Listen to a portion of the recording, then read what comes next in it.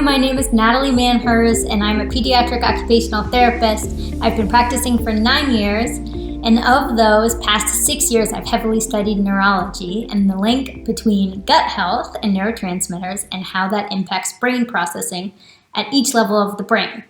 So today we're going to talk about self-regulation, high arousal, and this is part 2. So if you haven't already watched part 1, please go back as it gives an overview. And today what we're going to do is we're going to go through a suggested daily routine that will help your child create more of the self-regulating neurotransmitters and thus be able to self-regulate over a period of time. The daily routine I'm talking about will include, in this order throughout the day, deep touch and pressure, vestibular input, and active proprioception.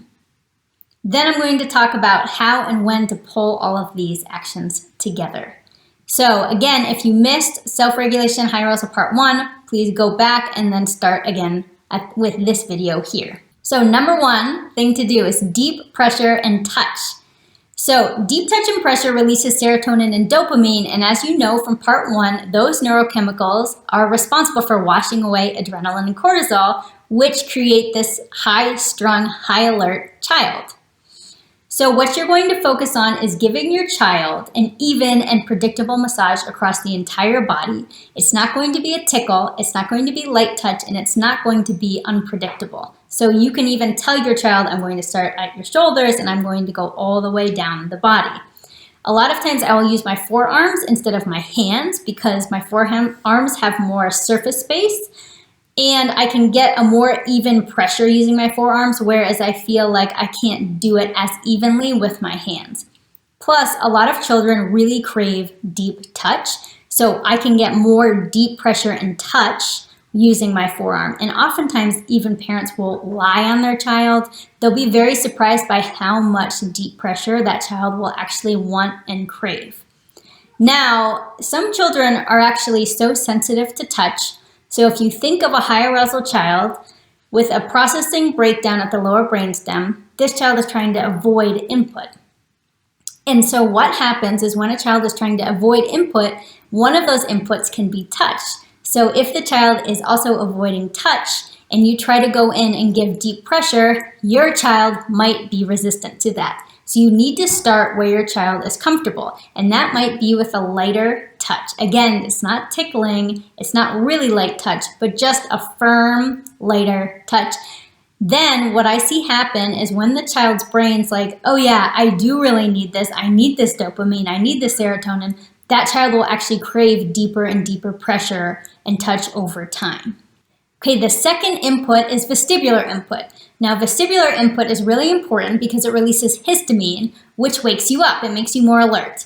So, a side note is that too much dopamine will make you really sleepy. So, after you do your massage, your child should be full of dopamine and serotonin, and you will know that your child has those neurochemicals in him or her because they will start to make eye contact, they will start to connect, and that's how you know, oh yes, they have dopamine, they're starting to connect, they have serotonin, they're starting to connect with me. So you can have too much histamine and you can have too much dopamine because again, dopamine will make you sleepy. So in the daytime, in the morning, and in the afternoon, you want to wake your child up, and we do this through the vestibular input. Now, vestibular input is a change in your head position. So I don't mean take your child and flip them upside down or twirl them around. What I want you to do is think of predictable, linear movements. So that could be like side to side like this. It could be forward and back like this. So you can do passing a ball back and forth. You can even hold your child and help them sway. Depending on how little they are, you can go up and down. So a lot of times I'll do squats with children up and down, and holding hands, you have that connection, can be really, really nice too. If they want to jump, do not put your child on a trampoline because oftentimes that releases so much histamine, you will see that your child will become giggly and they'll be really excited and they will like it. However, you need to understand that the feelings of excited, nervousness are very closely related. And what you will have is an increase in histamine, which increases the alertness. And then when you have too much histamine, the child basically kind of gets like out of control, and you see giggling, and then eventually you'll probably have a meltdown. So do not do trampoline with this child unless you run it by your OT, or you're doing it just like 10 big jumps where they're really pushing into the trampoline. They're not just standing straight like this, which I see a lot of kids do, and just letting the trampoline jump them. After you do about 30 seconds of vestibular input, which might be about 10 to 15 repetitions of squats or side-to-side movement or up and down movement, you're going to focus on active proprioception. And what this is muscle contractions. So when you have muscle contractions, that means that the brain is releasing serotonin, and you can never have too much serotonin, which is awesome. It is that feel-good neurochemical, so you can never feel too good, right? So again, you're going to focus on squats. Some of these activities do overlap, so I can use squats for vestibular movement.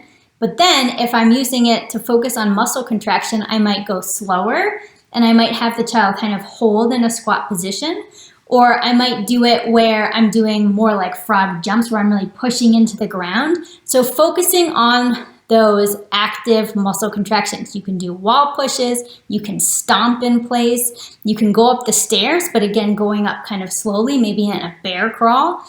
And you can always message and ask me if you want more ideas around any of these activities. So for the morning and afternoon routine, in the morning, you're going to want to get dopamine and serotonin flowing, and we also want to wake up at the same time. So first, you're going to start with that deep touch and pressure to get the dopamine and serotonin in and wash away any adrenaline and cortisol that is built up. Next, you don't want your child to get too sleepy, so you're going to do some little bit of vestibular input, which is a change in head position. Then what you want to do is you don't want histamine to take over, and it's a very powerful neurochemical. You are going to counteract that again by active proprioception, which focuses on releasing serotonin through muscle contraction. So that is the whole routine that you're going to do in the morning, during the day. It is preventative. So if your child is already melting down and you try to do this, it will not work. If your child is melting down, you want to get them a space where they're getting a lot of touch, but not by you because you don't want to get hit, etc. So always setting up a place in your house, like a safe place, whether it's the couch or a tent with bunches of pillows and rugs and things like that, is really amazing to help a child get through that meltdown. In the evening, the routine is a little bit different. In the evening, we want to get more dopamine and serotonin flowing, but we also want to limit the amount of histamine that builds up because we're not waking up the child. We are getting them to settle down and then eventually fall asleep.